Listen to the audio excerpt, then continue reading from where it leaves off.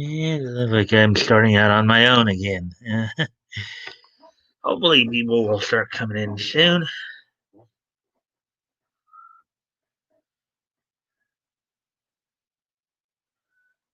When you know it, then I'll never take it for granted. Let's go. Every time you know it, when you know it, and you know it is something closer you get to, tougher it is to see it. And I'll never take it for granted. Let's go. Walking in a town, in a faceless crowd, I need to feel the touch of a friend. In the countryside, I wander far and wide. Constant constellation gives me again. I don't know where to go. Feels like oh my. Time to open myself. Do something new. I want to stop and grow up a bit. Then suddenly my intuition and my wisdom grows. And then I know that most of them passionately people I don't even know. Thank you for waking me up.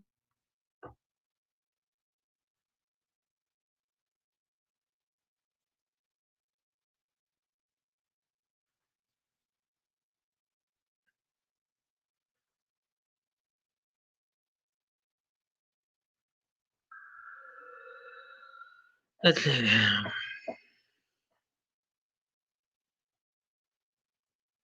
Flintstones, meet the Flintstones.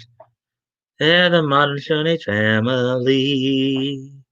From the town of Bedrock, there's a place right out of history. That's right, with the family down the street. Rudolph, courtesy of Pretzel Heap. When you're with the Flintstones, have a yabba dabba do time, a dabba do time. We'll have a gay old time.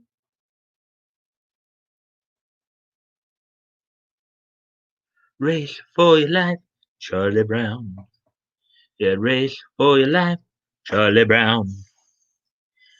They did the mash. They did the monster mash. The monster mash. It was a graveyard smash. It was a mash. Get on in a flash. It was a mash.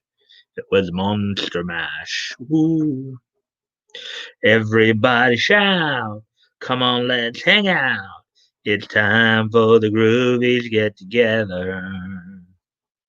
You're gonna see how funny they can be when it's time for the groovy ghoulie show.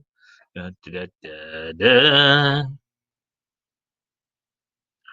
Incense and peppermints are surely divine. Incense and peppermints, I wish you were mine. Sugar, da da da da da.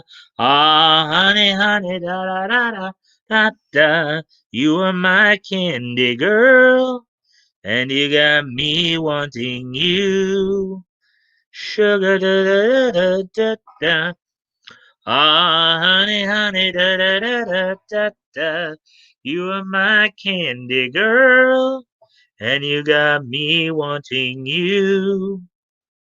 Sugar da da da da da da. Ah, honey, honey, da da da da. You are my candy girl, and you got me wanting you.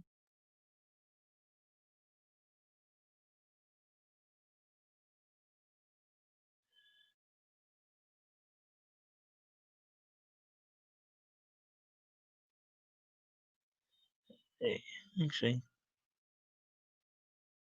uh, go da da da da da da da da. Who else? Let's see.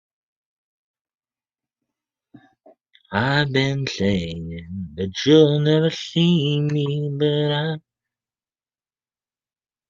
you for everything. No more turn to the end, everyone just can. When I'm not go my way. Always turning the point, always looking to my point. Everyone you want to run away.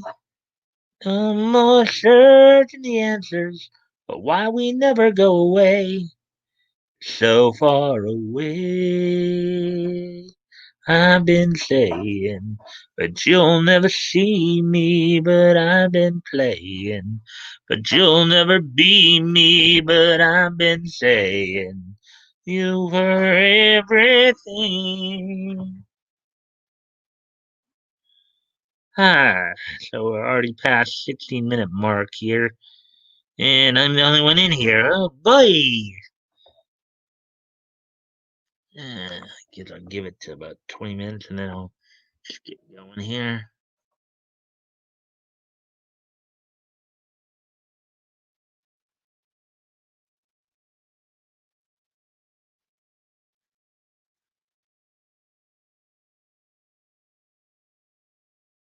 One is the loneliest number that you'll ever see.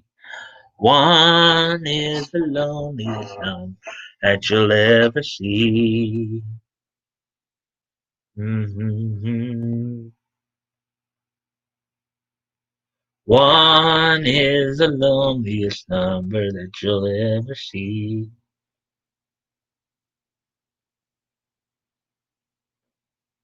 Mm. Come on, everybody shout. Come on, let's hang out. It's time for the groovies get together. We're gonna be how funny they can be. Well, it's time for the groovy ghoulies show.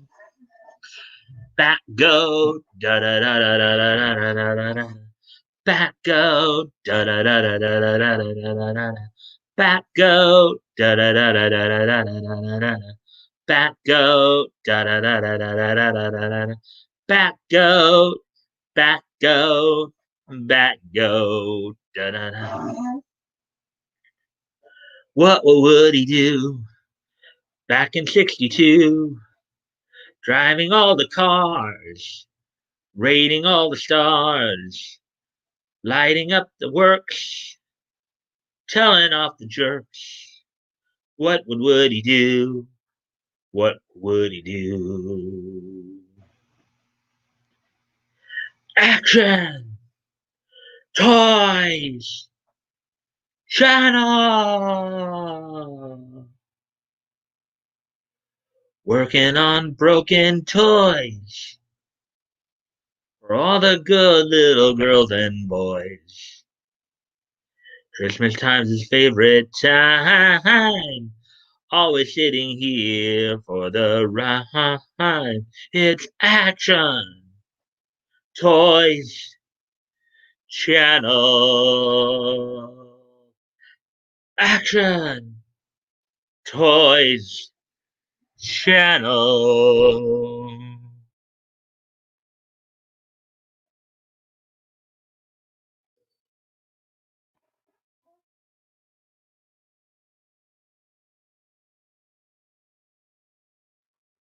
From the shadow fights, come back into the light. Anyway, okay, so we're coming up on 20 minutes now.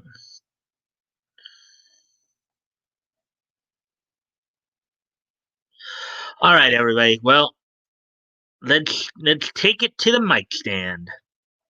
So here's what's on tap for tonight. I've got three stories for you guys tonight, in which we're going to cover basically it's one interview split into two parts, from what I understand, from Eric Kripke. Had some interesting things to say about superheroes and how they, according to him, they've always been fascist, which historically is not completely without base because this is some of the same reasoning that Dr. Frederick Worthen used when he called Superman a fascist in his book Seduction of Innocence, 1954. So we're going to be looking at some stuff.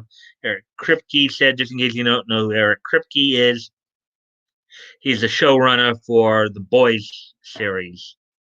And then also, as Hirohei covered it earlier today, I'm going to cover this as well. Jamie Markey had some interesting things to say where she was basically contradicting herself from a year ago.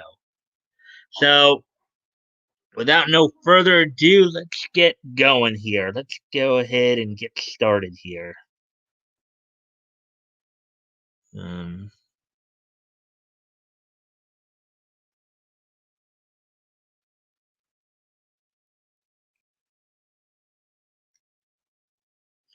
I will, of course, check every few minutes to see if anybody pops in.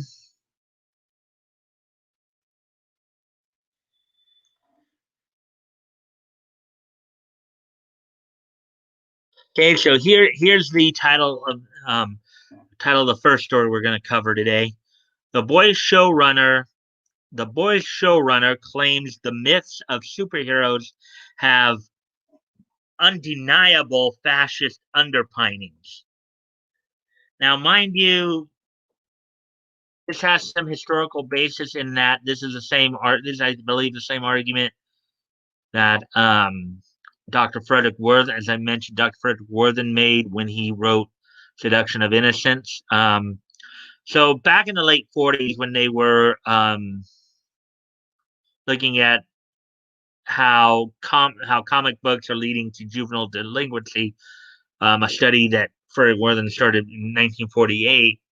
Now, granted, a lot of it was more they were more going after the violence, gore of crime and horror comics, but superheroes were not immune to this. In his book, Frederick Worthen had claimed that Superman was a fascist. Um, Batman and Robin were involved as a gay couple, and of course there was quite a bit of bondage fetishism in Wonder Woman. Um, with that, let's go ahead and see what Mr. Kripke has to say here on the matter. Um, the Boys showrunner Eric Kripke recently discussed the conclusion of the second season of the Amazon show by claiming that the myths of superheroes have undeniable fascist underpinnings. And here's, of course, a classic cover here from June 1938, Action Comics #1. This is where Superman and Superman, the magician John Zatara, and Ted Thompson all made their debuts. And as you can see right there, is a 10-cent comic right there.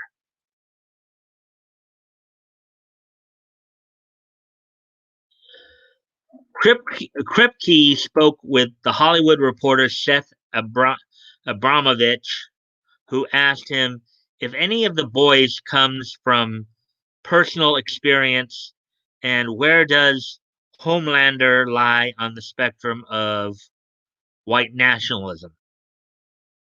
The showrunner responded, a few things. The myth of superheroes themselves, though often created by young Jewish writers in the 30s and 40s, doesn't really apply as cleanly today because there's these undeniable fascist underpinnings to it.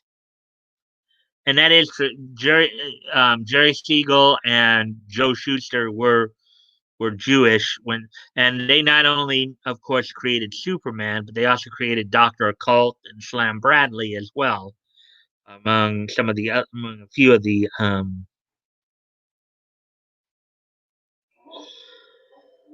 So, anyways, They're there to protect white patriotic America. That's what they were designed to do. That's what they do. They're protecting the status quo, he elaborated. Um, well, they're there to protect patriotic America, considering they were made in the 30s and 40s. That part is true.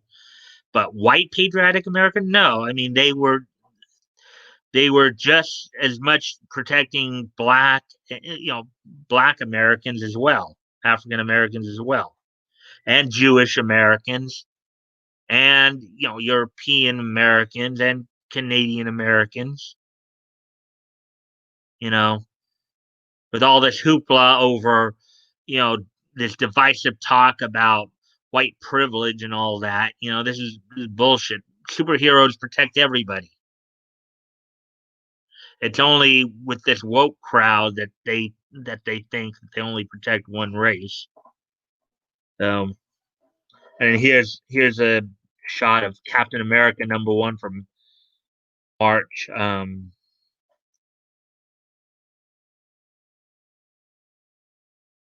Even see where the date is there. 45 thrilling pages of Captain America plus other great features.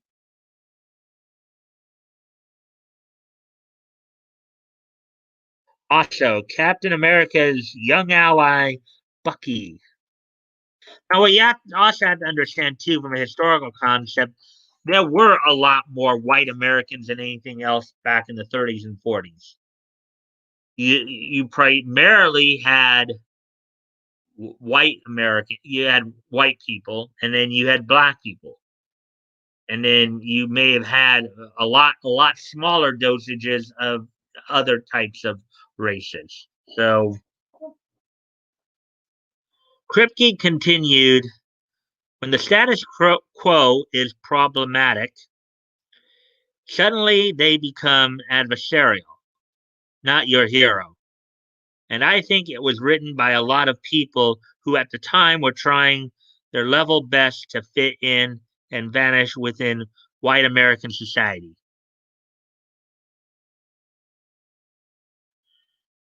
Superman's writers were Jewish. They were an oppressed minority. Jerry Siegel, I was reading, um, earlier today. I was doing a little background research for this, reading up on, because I wanted to, because I thought I'd heard something, but I couldn't find it. I thought that not only were Siegel and Schuster Jewish, but they also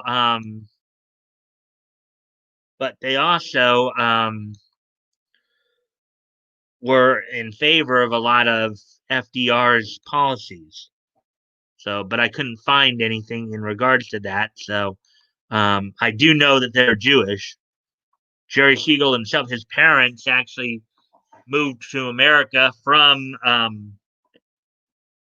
I believe it was Hungary, from Hungary, to escape anti-Semitism. So, so for these people to sit here and start going after Jewish Americans simply because they're white, when Jewish Americans probably understand just about as much as they do when it comes to, prejudice, it just goes to show you how divisive these movements are. Um, he then went on to double down, claiming the myth of a superhero is fascist. He stated, but we just don't live in that time anymore. So the myth of a superhero taken straight, that's where it starts to become fascist. Why is a superhero fascist? Because they decide to take because they basically take the law into their own hands. That's being a vigilante. That's not being a fascist. Okay.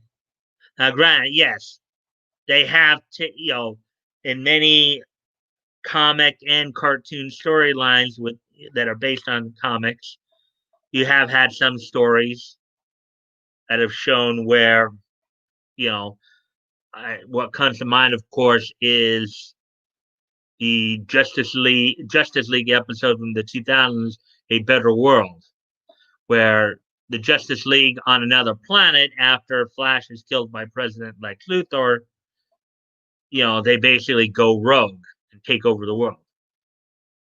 Now, yeah, that right there is fascism. Superheroes in of themselves are not fascists, though. That's kind of the same reasoning that got us the Comics Code Authority in the first place.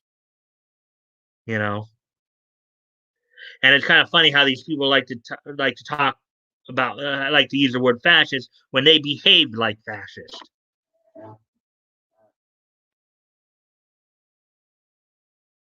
He then went on. Okay, because they're protecting a world that doesn't and shouldn't exist, superheroes are inherently MAGA in terms of Stormfront. There was a there was nothing specifically personal behind it. It was just I hate Nazis, I hate alt right white nationalism, I hate racism in all forms, he added. This guy sounds like a total BLM jerk off. I guess this is the comic version of the boys from Wildstorm. Wildstorm, which I believe is a DC imprint.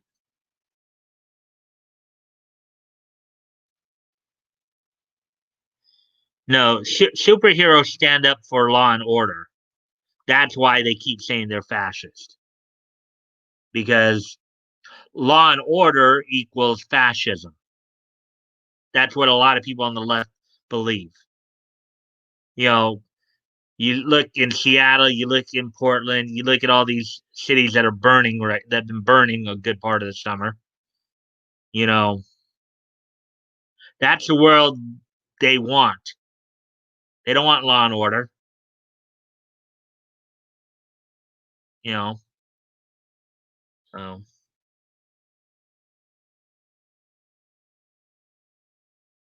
Kripke would go on to reiterate that he wanted to explore modern white supremacy in the show.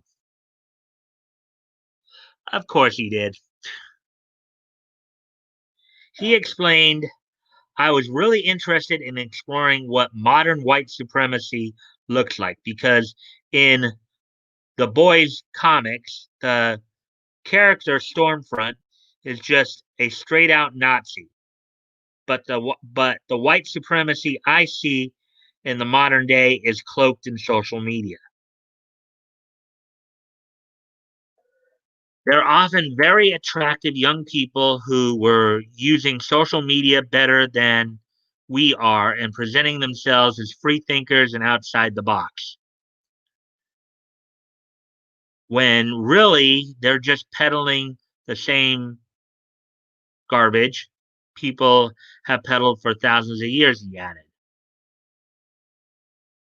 No, I think you kind of got that a little reverse there, Eric. Um,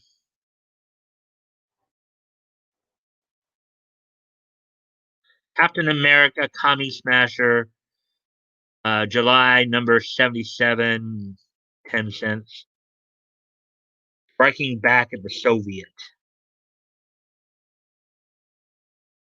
Saw this, of course, yesterday when doing some of the coverage as well.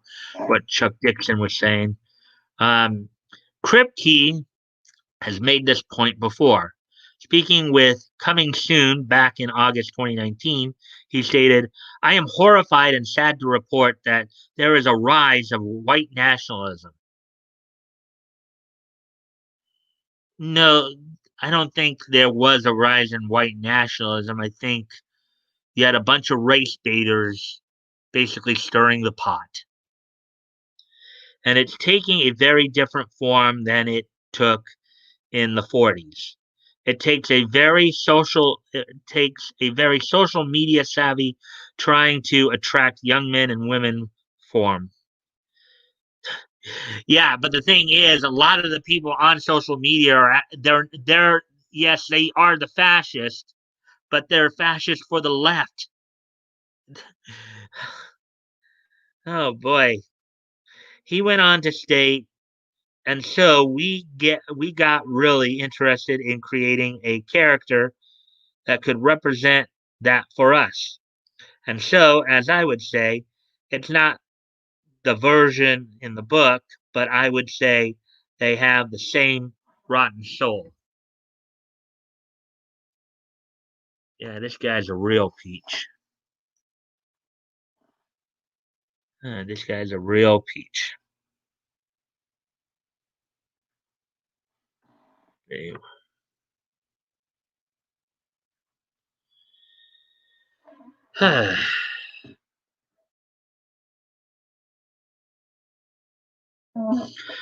Kripke would also explain to the Hollywood Reporter that the show draws from current events.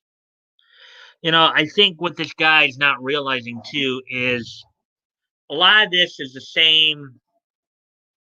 A lot of this is the same reasoning that got us the Comics Code Authority in the first place. And if anything, these people would have hated the Comics Code Authority because a lot of the stuff they're pushing, you know, the Comics Code Authority would have locked down. It's kind of funny. These people like calling the other side fascist, but there's a lot of projection going on here. A lot of projection going on here.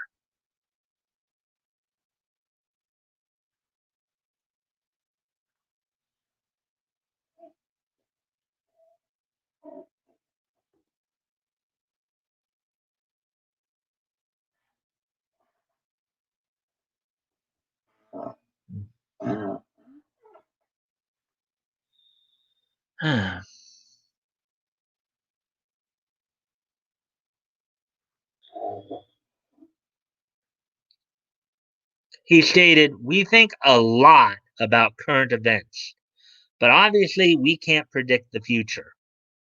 This is the same garbage now that was happening when we wrote it in 2018. Because you're stirring the pot, stirring the pot of divisiveness. That's why. People forget that 2 years ago we were still dealing with cops pulling over African American. Of course, let's play the victim card. Let's play the race victim card. An incredibly amount of xenophobia, and there's good people on both sides of white nationalism.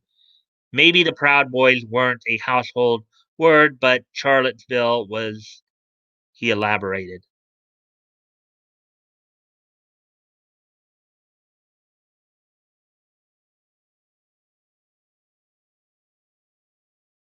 He then stated, "We read a lot of what frankly frustrates us.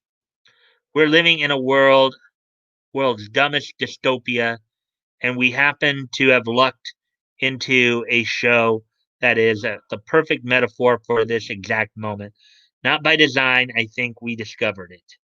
And because we have, that we sort of feel both an obligation and a sort of a gleeful mischievousness to chase that down as far as we can and really talk about the things in the world that are really bothering us," he added.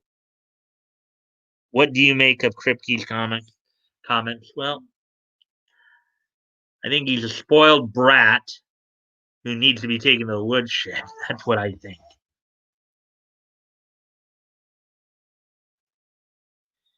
He's another one of these young punks who don't really know anything.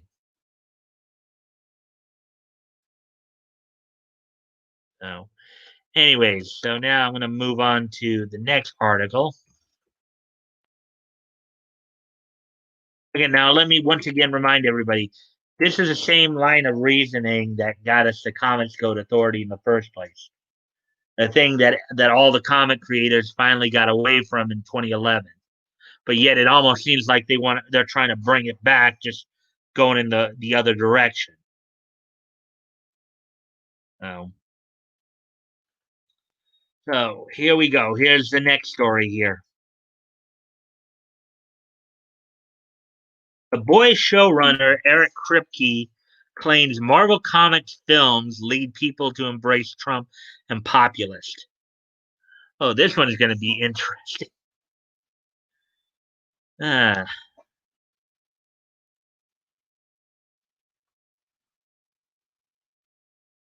I'm still the only one here. Anyways,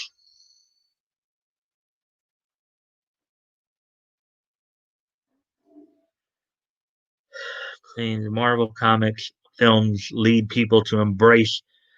Wow, knocking on Marvel Comics. That's kind of a surprise. Marvel is said to be pretty woke right now. So the Boys showrunner Eric Kripke recently claimed Marvel Studios films and superhero films in general lead people to embrace people like Trump and populist. Krip, Kripke's comments came in a wide-ranging interview with the Hollywood Reporter, where he claimed that superhero myths in general have undeniable fascist underpinnings. Typical Saul Alinsky rhetoric there. As for Kripke's comments on Marvel Studios, they came after he was asked what he thought the shortcomings of Marvel and DC movies are and how he's trying to correct them with the boys.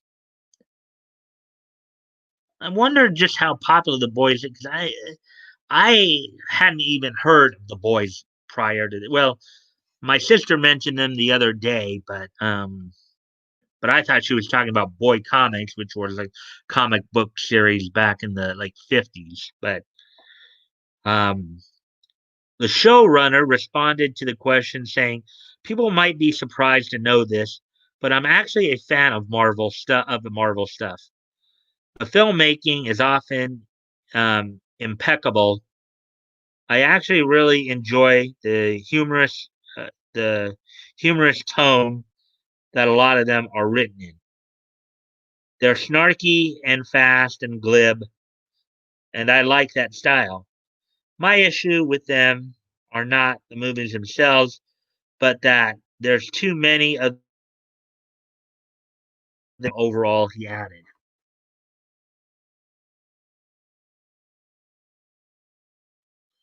He would then elaborate on his problem with the fact there there are too many superhero films, he explained. I sort of believe it's dangerous not to overstate it or be over dramatic, but it's a little dangerous to train an entire generation to wait for someone strong to come in and save them. So you think rioting in the streets is better than Mr. Kripke? That's, I think, how you end up with people like Trump and populists who say, I'm the only one who can come in. It's going to be me. He continued. Well, actually, yeah, in a way, Trump is the person who came in because he wasn't politics as usual. He's a businessman. He gets things done. Granted, he's got a little bit more, of a wall to go through with a resistant Congress. But obviously, that's what people want. They want problem solvers.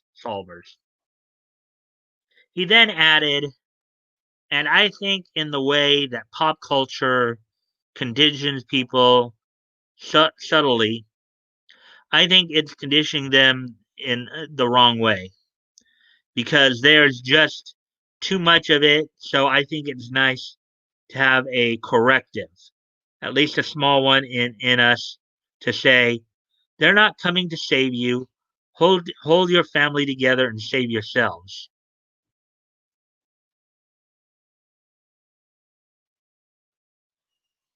Oh, we got a hello, second person.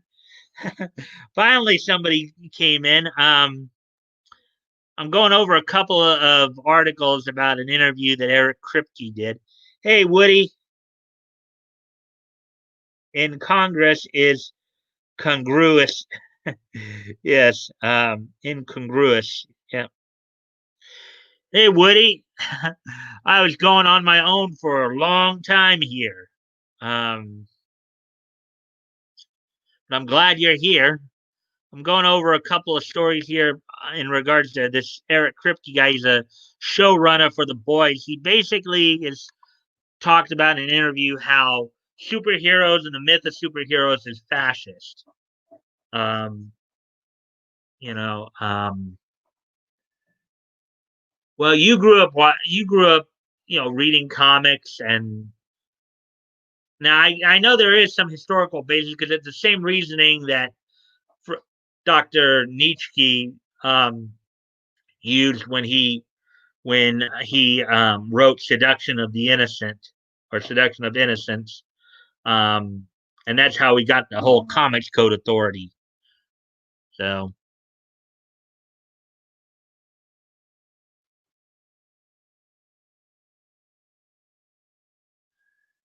so in all the times you read about superheroes and stuff, Woody, have you ever thought of superheroes as fascist?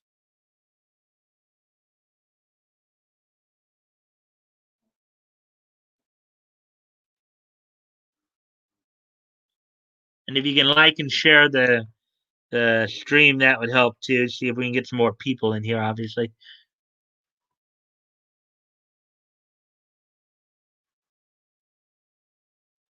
Anyways, I'll continue reading the article here.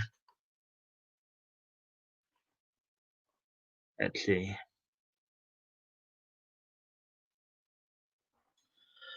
I don't know what Marvel Studios films Eric Kripke has seen, but most of them don't see people waiting for someone else to come in and save them. In fact, the opposite is true. In Iron Man, Tony Stark doesn't sit around and wait for the United States military to find and save him. Instead, he builds his very first Iron Man suit to save himself and free himself from terrorists. In Captain America, the first Avenger, Steve Rogers isn't just sitting around and waiting to join the fight against the Nazis and Japanese in World War II. He's going to every sign up he can in order to try and join up despite getting consistently denied. His persistence leads him to be chosen for Project Rebirth. Yeah, because he was considered 4F, and then he was considered to be made part of the Captain America project. Let's see.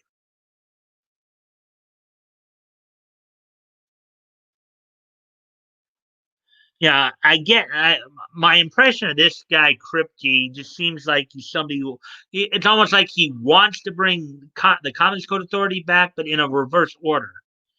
He wants a Comics Code Authority that will allow them to promote everything that isn't traditional America. So still, despite being recruited into the project by Dr. Abraham Erskine, Colonel Chester Phillips doesn't believe him to be the right choice to have the super soldier serum injected into him. It's not until Rogers jumps on a grenade to save the rest of the soldiers that Phillips is convinced. In a bit of a twist, Thor also doesn't sit around and wait for anyone to save him. He leads Loki, Sith, and the Warriors 3 in a raid of Jotunheim um, after frost giants and after frost giants had infiltrated Asgard. This act results in Odin stripping his abilities and banishing him to Midgard. Um, However, despite losing his powers, he still doesn't sit around and wait for anyone to save him. He attempts to reclaim Mjolnir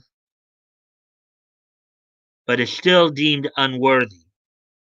Then, when his newfound friends are under attack, Thor decides to protect them from the onslaught of the destroyer.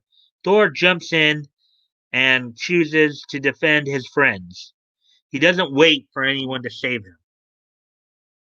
A lot of this is true. A lot of these superheroes aren't sitting around waiting for people to save them. If anything, they are taking it upon themselves to save not only themselves, but other people as well.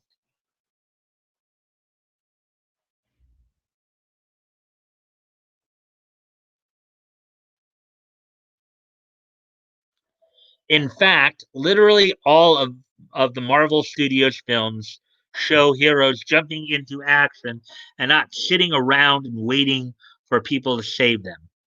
Star Lord and the Guardians of the Galaxy set out to stop Ronan the Accuser, uh, um, of I guess the Kree, I believe. Um, Doctor Strange seeks out the Ancient One in order to fix his hands, and eventually embraces the role of Sorcerer Supreme to defeat Dormammu. Spider-Man chooses to fight against Vulture against the wishes of Iron Man. Black Panther faces down Killmonger, and Carol Danvers joins the Air Force and becomes a test pilot before she is exposed to the Tesseract and gains the abilities to become Captain Marvel. Ant-Man even risks going back to prison to try and make some money so he can see his daughter again.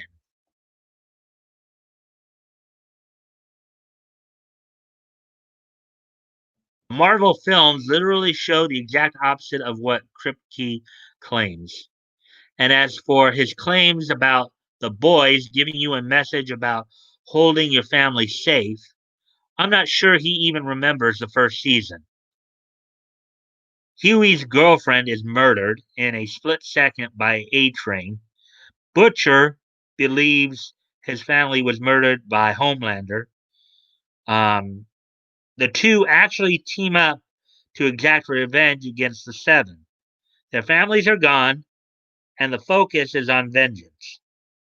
It doesn't make you want to save yourself. I would argue the show actually embraces losing yourself in a self destruction of revenge.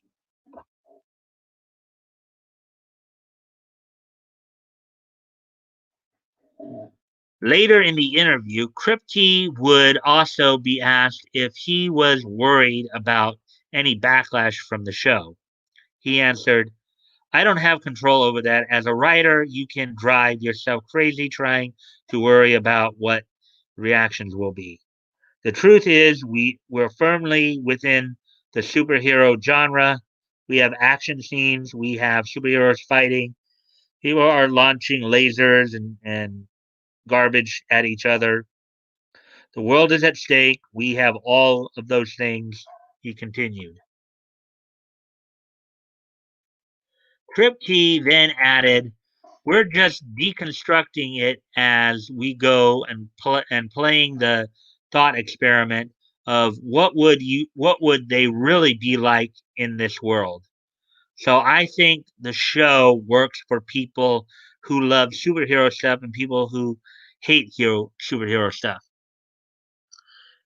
Yeah, but that's the same reason. Again, Eric, that's the same reasoning that got us the Comics Code Authority in the first place. That's basically the same reasoning that got us the Comics Code Authority in the first place. So I think you're kind of off base there. Um, I think that statement tells you all you need to know about Kripke's view of the world. If he thinks the boys depict superheroes as they would be in this world, he has a very grim view of humanity.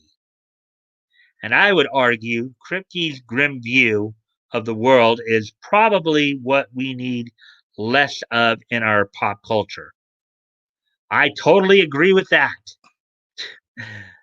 Perhaps Hollywood should return to the hopeful view of Superman where he is the beacon of truth, justice, and the American way.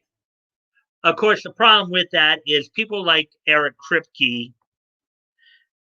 um, would say that fuels white nationalism.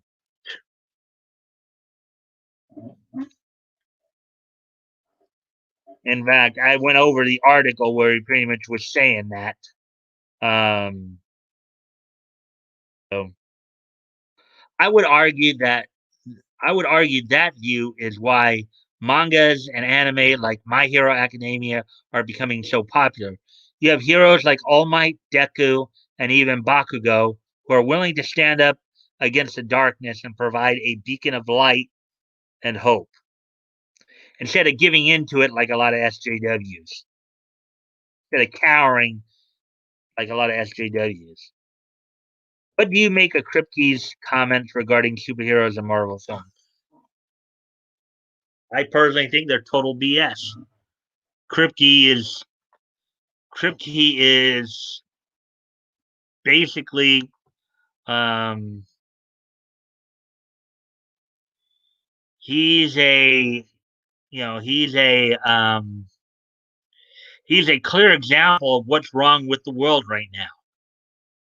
It's Kripke and people like him are what's wrong with this world right now that we're living in. It's the people like Kripke who are going out in the streets and rioting and looting. It's the people like Kripke who are trying to tear our country down from within. So, if anything, I would say he's a traitor to our country. So, anyway, so with that being said, of course, I've gone through two stories already, so I'm going to go over one more here. Um, and I know that Hero Hay kind of went through this one earlier today, and it caught my attention, so I looked into it a little bit. And here's our favorite potty mouth. Here's everybody's favorite potty mouth, Markey. Jamie Markey. Funimation scriptwriter Jamie Markey blames criticism of edited dubs on misogyny, and she states, "I have a vagina, deal with it." Okay, now just a little reminder, as Sarah Hay reminded us as well. About a year ago, um, Markey claimed that she didn't have anything to do with some of these, particularly some of the more um, quote unquote pro feminist dubbings, or scripts. Pro, she wasn't the one involved in writing these. Or no. Actually, she claimed that. Actually, no. Last year, she claimed that if it was a pro feminist, there was a pro feminist dialogue, she was the one responsible for it. But in this article, apparently she's going to backtrack on that a bit. She's going to actually contradict herself from a year ago. So let's take a look at the article here. A recently resurfaced recording shows Funimation voice actor and scriptwriter Jamie Markey disingenuously attributing criticism of the studio's questionable dub scripts to outright misogyny. If you come with me, your swimsuit's too skimpy.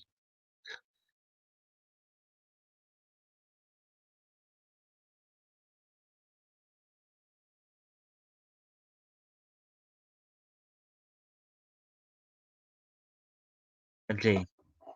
The clip, resurfaced by Twitter user at Slave of Suzumiya, was originally recorded during the Women of My Hero Academia panel at the 2018 Summer SAC Anime Convention and features Markey, Mount Lady, alongside fellow Series DAs Caitlin Glass, Mina Shido, Monica Rial, Shuyu Asui, Morgan Berry, 13, and Trina Nishimura, who plays, of course, Kyoka Jiro. And here's a picture of those um, characters. Well, actually, some of the characters. In their tweet featuring the clip, at Slave of Suzumiya praised Markey and stated that they wouldn't have the guts to just lay it out there, followed by a mic drop. So here's Mario Tanaka at Slave of, and of course Hirohei kind of showed a bit of it on his video he did on it earlier. A friend of mine sent this over for us to watch. I don't remember where this was, but good lord, that Marky Mark is amazing. Of course, this guy's a total simp. I wouldn't have the guts to just lay it out, followed by a mic drop. Let's see. Yeah, Woody, it's just you and me tonight, I guess. Uh, over the hour mark.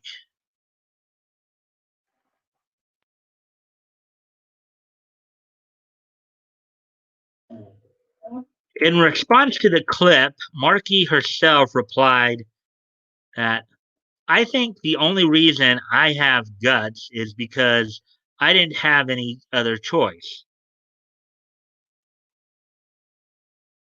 Thank you for sharing. And then this is her tweet. You were sharing this. I think the only reason. Okay.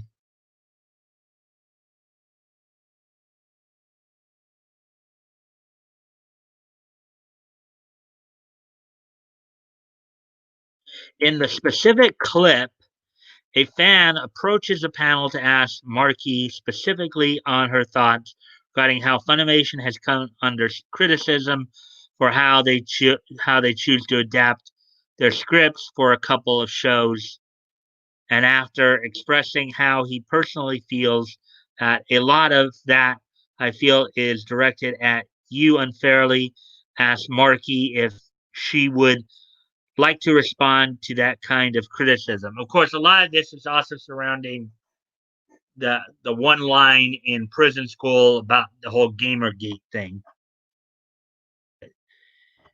After first dismissing the dub criticism as unnecessary hate, Markey asserts that these scripts only received backlash due to her gender, stating, "I have a vagina, deal with it." Yeah, that's a good way of expressing yourself there, Jamie.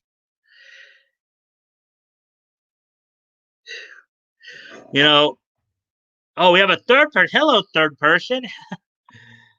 Yeah, I'm sorry you guys have come in late because we've been going through some good stories here. Right now we're going through Jamie Markey's and her script stuff. Um,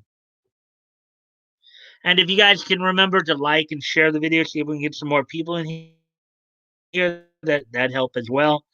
Um, oh yeah. So as we continue on, honestly, that's the truth," said Markey. "I am a funny woman, funny in the head, I'd say.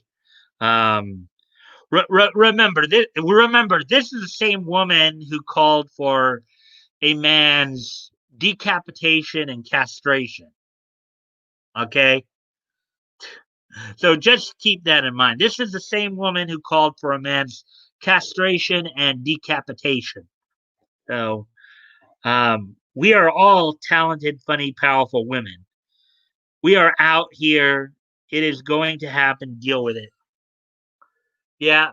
Well, of course, they're saying that this interview, I guess, happened back in 2018. So this is all going down before the Vic case. But I think some of this is coming up because maybe a lot of people, a lot of Jamie Markey's, a lot of those who are surrounding Jamie Markey, they're afraid that the appeals may go against them.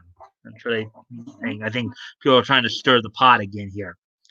Markey adds to her response by painting her critics as sexually frustrated incels, of course, telling them, I'm sorry you're not getting laid. It's not about you. Move on. I wonder if maybe she's projecting that. Maybe she's the one not getting laid. Granted, I usually don't get into it because I'm not getting laid either. So, but you know, but that doesn't bother me because it means I don't have some kid I have to take responsibility for out there.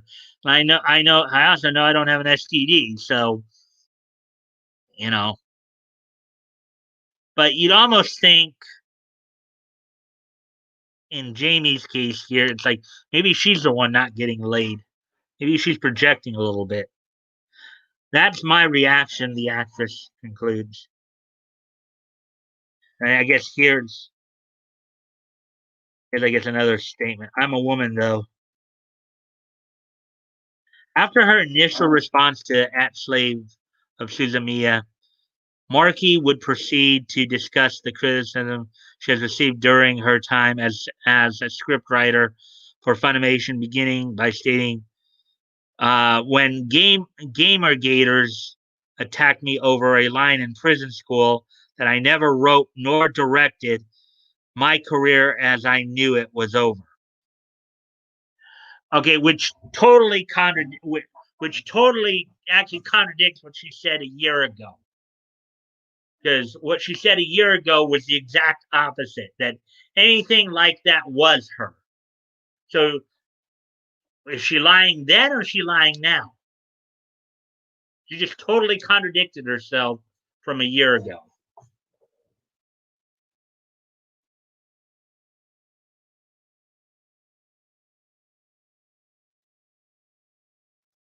Yeah. I'm happy to see at least three people in here now, of course.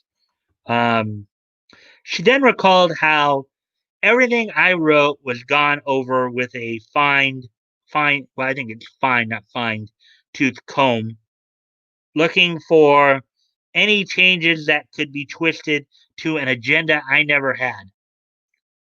That's, I think everybody knows.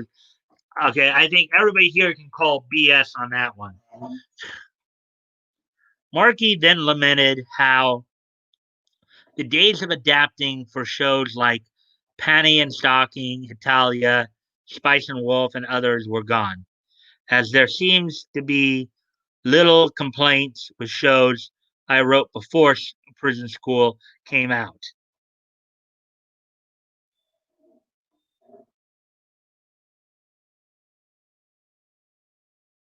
However, Markey failed to either mention or recall that anime fans were not outraged at a necessary localization in Prison School, but rather a ham fisted and poorly aged reference to the Gamergate controversy.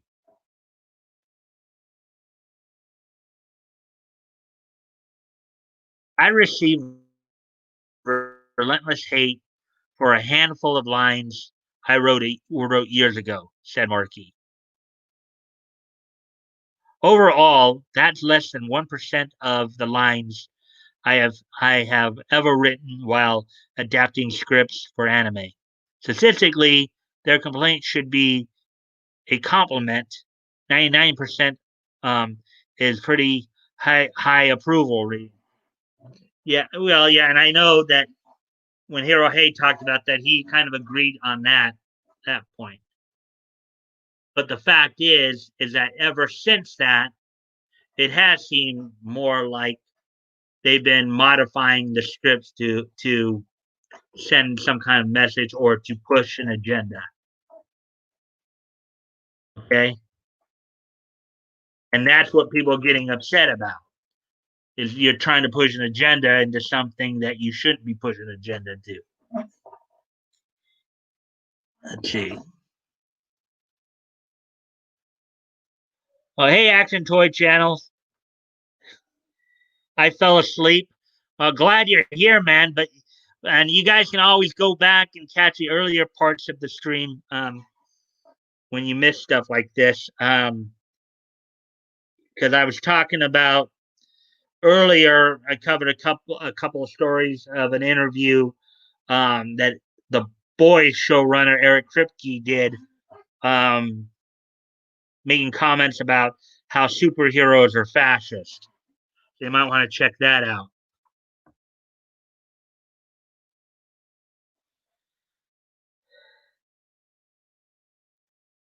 Yeah, so tonight's kind of a lower night. We have four people. Oh, five people now. Hello, fifth person. Man, now we're starting to get things going a bit. Ah, and I hope you guys are remembering to like and share the stream so that, try to get some more people in here. Oh, really do appreciate you guys coming in.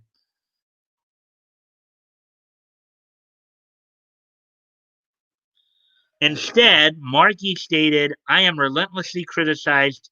If you follow anime, you've seen the memes with the changes I've made for adaptation. And while there has been some support, I've been generally left to deal with the harassment alone. It's been my problem. Your problem that you kind of brought on yourself by doing those adaptations, Jamie. Again, the saying goes, get woke, go broke. People don't watch anime to get your opinion on the real world. People watch anime and read comics and watch cartoons and read manga to get away from the real world. Hey, just got home, going to make a bite to eat. All right, well, I hope you guys will go back and check out some earlier parts of the stream, later, because there were a couple of pretty good stories I went through there. Um, yeah, anonymity. I went over a couple of stories in regards to Arky is terrible. Yeah, yeah. Well, she was at one point claiming she didn't write the Gamergate line in prison school, basically contradicting herself, um, from a year ago, where she said that everything controversial that was written she wrote. So she's either lying then or lying now. So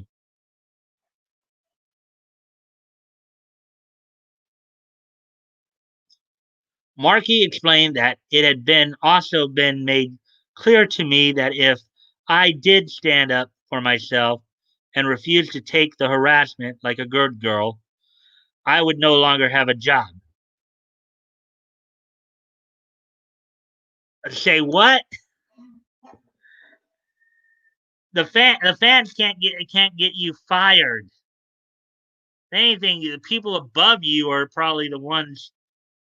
I don't believe that for a second. She also noted how the harassment grew because she was in a show that used the term SJW, referencing a widely panned edit in the English dub of Interviews with Monster Girls.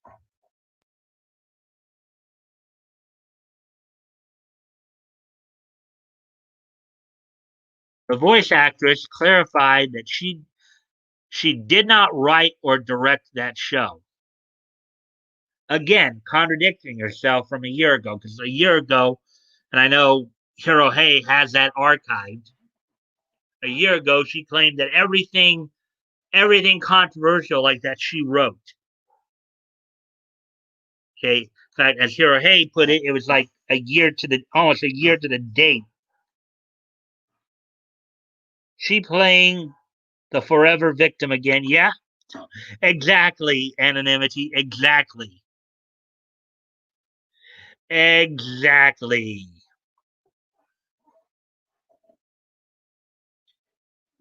Um.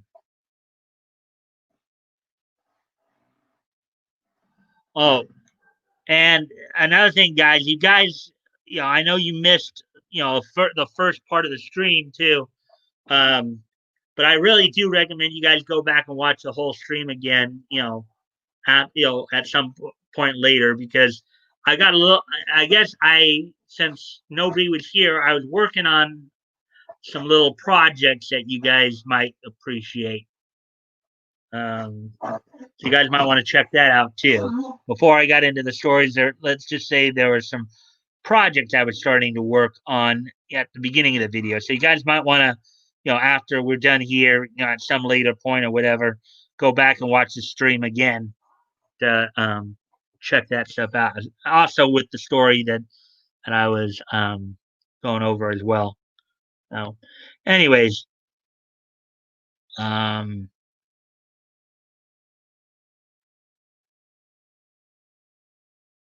but stated that she was the one who received death threats and was the one targeted in continued public campaign. Now, death threats are inexcusable. Okay, yeah, there may be times as human beings we may think, yeah, well, maybe we can just solve the problem by just eliminating the person, but you don't that shouldn't go beyond your own thought process. Because in that same thought process, you should realize, hey, that's extreme. That we shouldn't go there. Okay. I know there's a knee jerk reaction, very primal reaction that, yeah, maybe if this person, if we just eliminate this person, that would solve the problem. But that shouldn't go beyond your own thoughts, because you should come to the realization that's not how we do things in a civil society. You know, so death threats just aren't cool.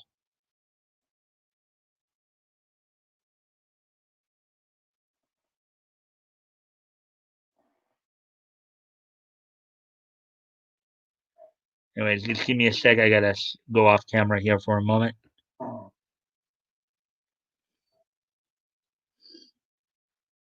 Okay. Yeah, everybody's been saying that for the last year and a half. Show the death threats. These people protecting them or something. Yeah, because there probably aren't any death threats, but if there are people who are making them, that's just not cool.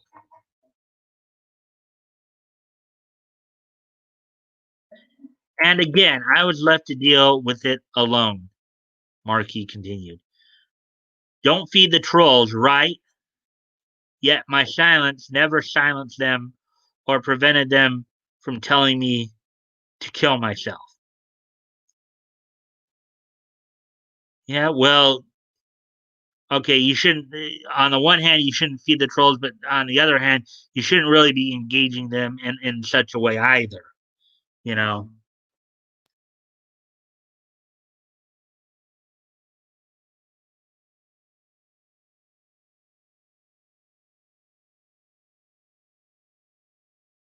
According to Markey, her silence has only ever empowered her critics, which she points to as a reason for why I'm so loud, why I fight back, why I scream my opinion. Yeah, but the problem is, okay, here's the problem with that though sometimes too. Problem is that you're liable to run into somebody who's the same way, who could yell louder than you, who can scream louder than you, and you kind of put yourself in danger there when you try to engage people like that. Because one of these days you might find somebody who's even worse than you are, and they might not just yell and scream at you. It's because I have to. Otherwise, I won't be heard, said Marky. Well, people aren't really listening to you anyways. She then noted that she would not let monsters online and certain elements of the industry make me feel like my voice isn't worthy of being heard. Oh, poor Jamie. Now, mind you, let me once again remind everybody one more time that this, of course, is the same woman. This is the same woman, okay, who called for the castration and decapitation of a man. Okay? Let me repeat that. This is a woman who called for the castration and the decapitation of a man. And yet she has never apologized for that remark. She's sitting here playing victim and stuff like that, but yet she goes out and pretty much does the exact thing that she's accusing other people of doing.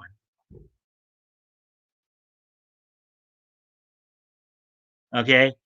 And just in case anybody in here doesn't know what I mean by castration decapitation, um, that was that infamous quote that she told, you know, where she said that in response to somebody, I want his head, I want his balls. Okay. That's basically her calling for the castration and decapitation of a man. So just keep that in mind anytime she sits there and tries to play. Every SJW instantly gets attacked and death threats. Yeah, well, it's because it's a conversation killer anonymity. In other words, if they don't have a solid rebuttal, all they have to do is play victim, and then people will back off. It's like, you know, if they figure they call you a racist or a homophobe enough, you'll back off. Okay, because nobody wants to be called a racist or a homophobe. Okay, that's a tactic that was made popular by Saul Alinsky. Okay, see, Markey told people to kill themselves. I'm pretty sure when they were saying they were undecided in the victim. Yeah, I remember that too. I remember those tweets as well. Anonymity. She did.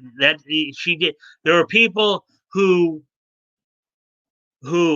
hadn't decided. You know, they were waiting around to see the actual evidence and see what was going on. And Jamie was. You're right. Jamie was one of them. Amanda Wynn Lee was another one of them. Amanda Wynn Lee was another one who basically told them to go off themselves. So,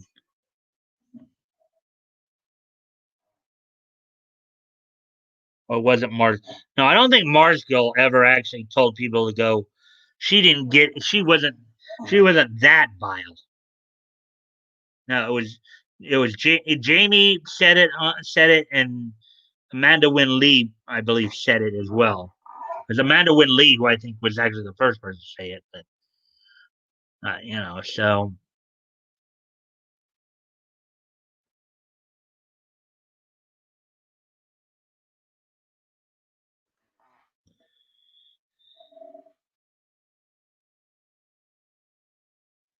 Jamie Markey Mara, boy, I wonder what that one's all about. And of course, these recent tweets here um, are just from the other day, like from Monday.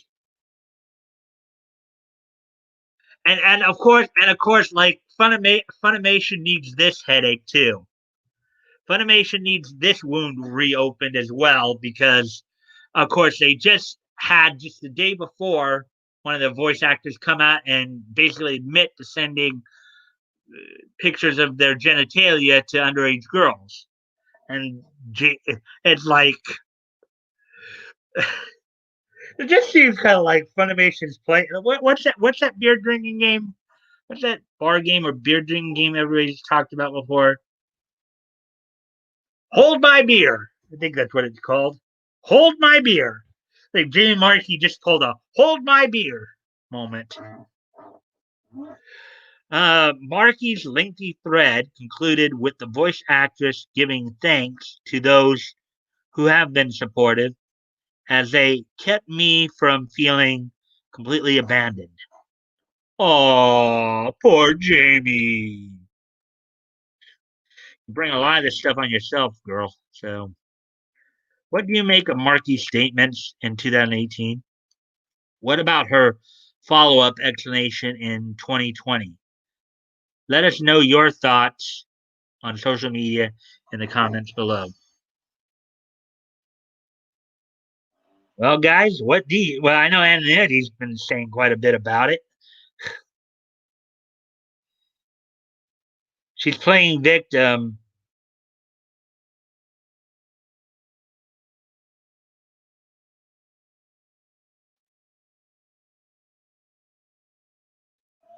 The leftover drags at Funimation are just bargain bin voice actors. Leftover dregs, I guess. Forget about her, ha ha ha. Yeah, you know, Shem, it's kind of funny, Anonymity. Honestly, with Vic's case being in appeals right now, not much going on. I haven't even really, yeah, even Hirohei admitted that he hadn't even really thought too much about it of late. I hadn't really thought much about her either. Okay, it's like as I was saying, this just seems like one of those hold my beer moments for Funimation because Jamie now coming out and trying to reopen that wound, that wound that I'm sure Funimation probably not happy about having it reopened. Like basically a day or two after another one of their voice actors, who's no longer with them apparently, um, outright admits to sending pics of his genitalia to underage girls. This is probably a couple of headaches Funimation really did not want or need. And now they got him. Now everybody, and now they got everybody on the warpath again. So go figure. Anyways, we're already coming up on we're like an hour and 20 minutes. I went through like 3 stories tonight, guys. Um, I hope you'll check the stream out afterwards or later after after I close it out. Um, and for like particularly for you guys for anonymity, ATC, and Woody. I have a bit of a surprise. I was working. Well, I have something I was working on in regards to you guys earlier before you guys came on, and I was still trying to kill some time. So you guys might want to go check that out. So let's see now.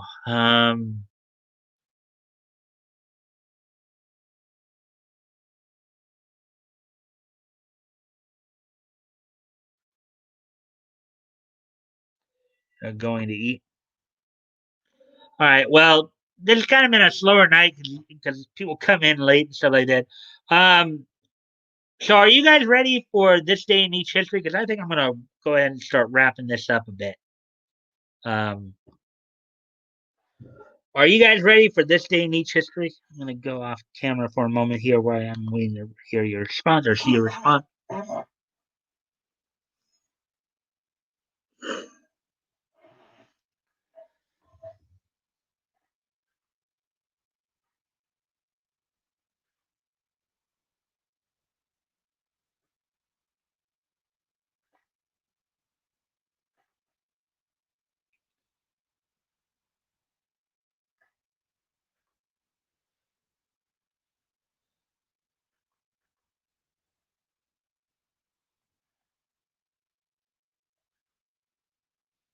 Yay! Yay! History! Yay! Yay! History! Okay. So let me just review this. Review a few things here. 2009. Um,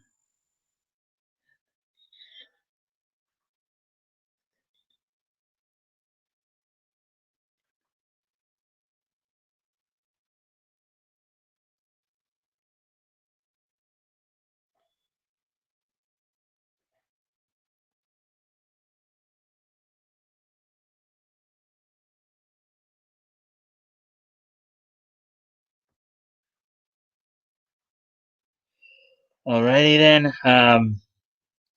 So let me get this set up a bit here.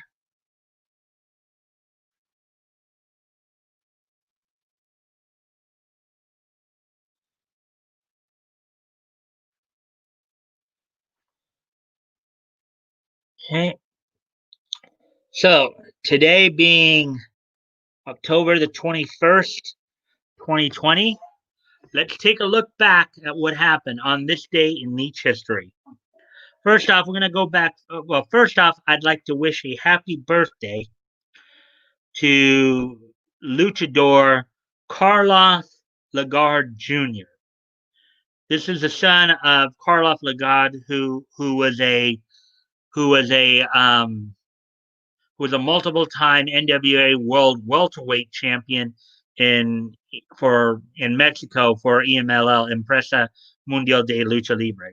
I'd like to wish a happy 50th birthday to Karloff Lagarde Jr., a luchador following in his dad's footsteps. So that's the first one. And then now we're going to move ahead to 25 years ago, 1995. 1995 is so nice that we have to hit it twice. So, first off, on this date in 1995, um, Street Fighter, the animated series, would debut on the USA Network. On this day in 1995, Street Fighter, the animated series, would debut on USA Network.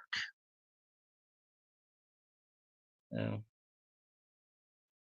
there you go. And also on this date in 1995, over in Japan, was the release of the fifth episode of El Hazard, of the OVA, El Hazard, The Magnificent World. So on this date in Japan, back in 1995, was the premiere of the fifth episode of El Hazard, The Magnificent World, the episode titled The World of Thunder. So,